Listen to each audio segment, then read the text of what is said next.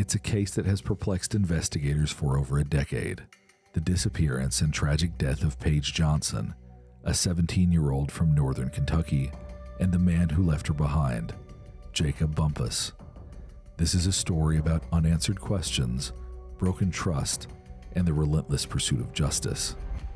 She wanted to go out with friends, and she met up with Jacob Bumpus, somebody who was several years older than her but was a friend of hers. They hung out, and something happened, and nobody knows what happened except for Jacob Bumpus, according to Paige's family and the prosecution.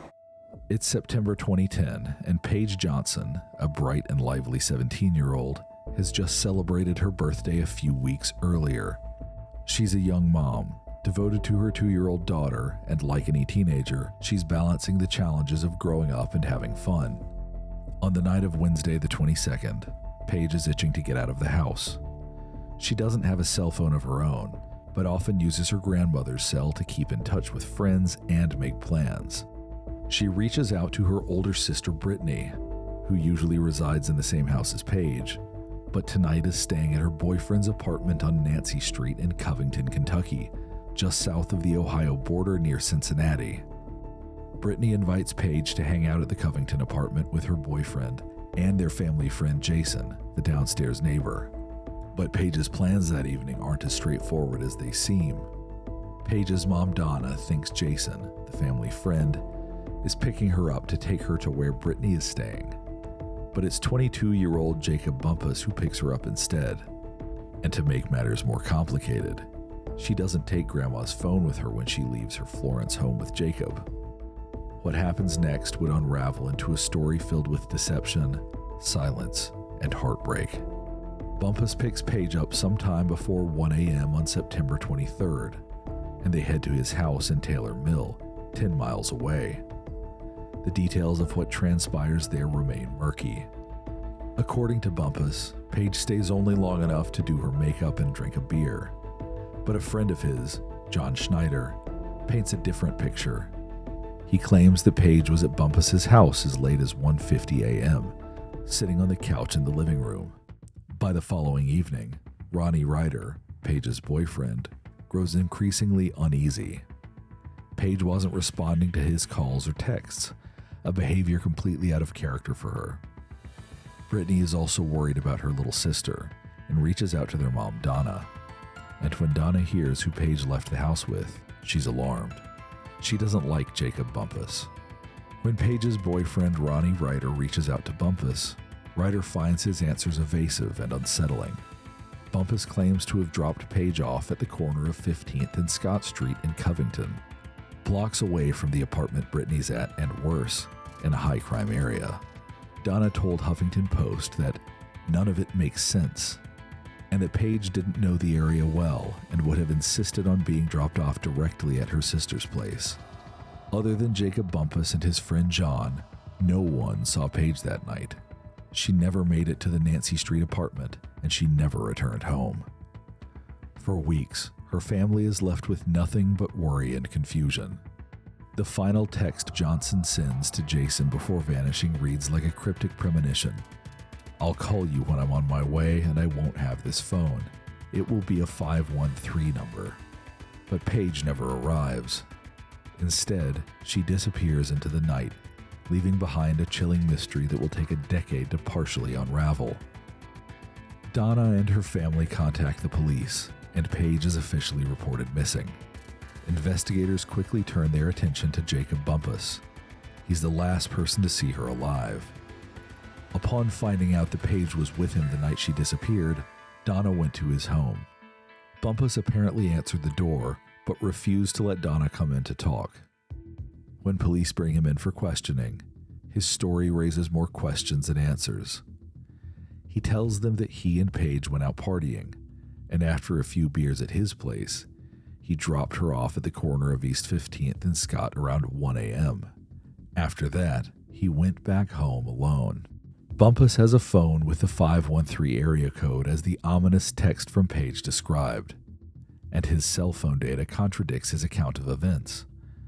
Court records showed that on the morning of September 23rd, his phone was not near Covington as he claimed. Instead, At 4:13 a.m., it pinged roughly 30 miles east in Clermont County, near East Fork State Park. When detectives confront Bumpus with this information, he insists that he had been fishing in the area. While East Fork was a popular fishing location, the park was closed at night, making it unlikely he had been fishing at 4 a.m. Additionally, Jacob was already on parole and had violated it by providing alcohol to Paige, a minor, and his phone data didn't support his claim of having dropped her off in Covington. East Fork State Park covers over 7,000 acres of land and water east of Cincinnati, a vast area that is difficult to search comprehensively. As a result, search teams focus on the vicinity where Bumpus's phone had last pinged. Volunteers from Texas EquiSearch joined hundreds of local residents in combing the area. Despite weeks of searching on foot, horseback, and ATV, there was still no sign of Paige. Investigators obtained a search warrant for Jacob Bumpus's home and vehicles. Court documents later revealed that they found hair fibers and a spot of blood inside one of his vehicles. Although this evidence was not definitive, it was enough to keep Jacob on the list of potential suspects. Bumpus lawyered up and quickly stopped cooperating with the investigation. Despite repeated questioning, detectives didn't have enough solid evidence to bring charges in Paige's case, and the investigation stalled. For years, Paige's family endures the agony of not knowing what happened to her. It's not until nearly a decade later, in March 2020, that a hiker stumbles upon a skull in the woods of Williamsburg Township. Dental records confirm it's Paige Johnson. Jacob Bumpus is officially arrested and charged with tampering with evidence and abuse of a corpse. At his trial, prosecutors paint a grim picture of that fateful night. They allege that Paige died while in Jacob's presence. Rather than seeking help or contacting her family, they claim Jacob chose to abandon her body in the woods. Bumpus claims he had simply dropped Paige off near her sister's home around 1 a.m., but phone records tell a different story. His movements that night, captured in chilling precision by cell tower pings, trace a path from Paige's home in Florence to the remote woods of Clermont County. One of the factors is certainly relationship that you had with the victim here facilitated the offense. This is someone that you were friends with at the time of the commission of the offenses, that trusted you, and your relationship facilitated the offenses in the court's opinion. Ms. Johnson's family's waited, I think, 13 years for you to be brought to in front of a jury of your peers. What struck me, I guess, listening to the evidence was the callousness that she showed and the indifference, lack of compassion.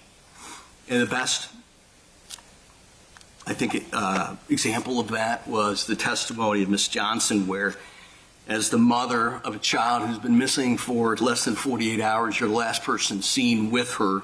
She goes to your home to inquire, hey, you're her friend, have you seen my daughter? And you slam the door in her face. Doesn't get much more cold-blooded and callous than that, Mr. Bumpus. No empathy for what happened to Paige, no empathy for the family, no concerns for Paige's body or her remains. This is a friend, somebody that trusted you that evening. We've certainly escaped punishment for, I think, 13 years. But what's clear now is that everyone sees you, knows the truth, and knows what you did. I have to sentence Mr. Bumpus within the bounds of the law. In total, the maximum sentence for the charges against Bumpus, tampering with evidence and abuse of a corpse, amount to 4 years in prison. And that's the sentence the judge lays down. Bumpus has never been charged with causing Paige's death. Investigators were unable to determine how she died. The lack of physical evidence, no trauma, no toxicology results, leaves them with no definitive answers. Testimony at trial also revealed that Bumpus changed his cell phone number on September 29, 2010, 6 days after he was last seen with Paige at his home. He also never called or texted Paige after their last 12:43 a.m. text on September 23, 2010, and he never participated in the search for her. So, how did Paige die? Was her death accidental or intentional?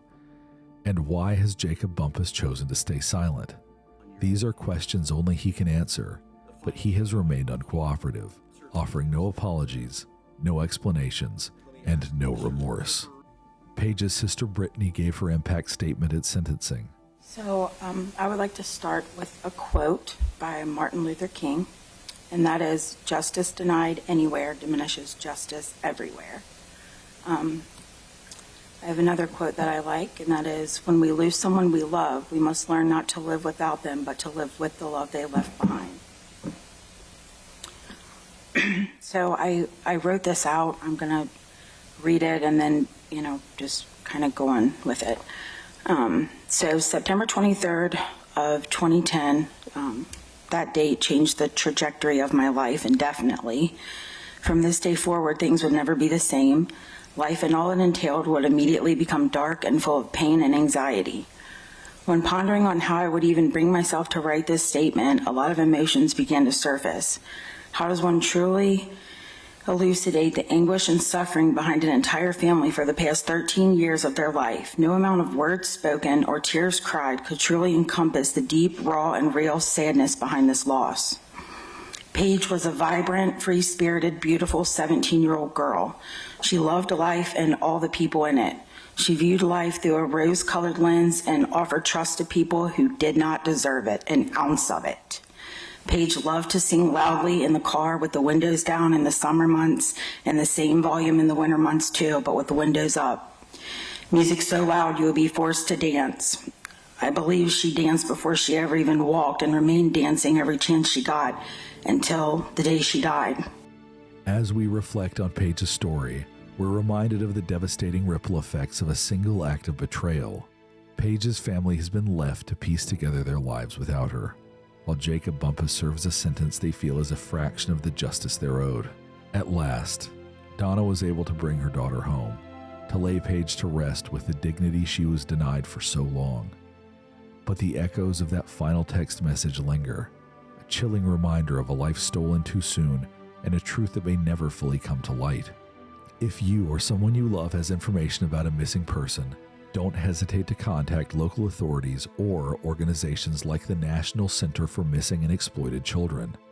Your voice could bring answers to a family waiting in silence.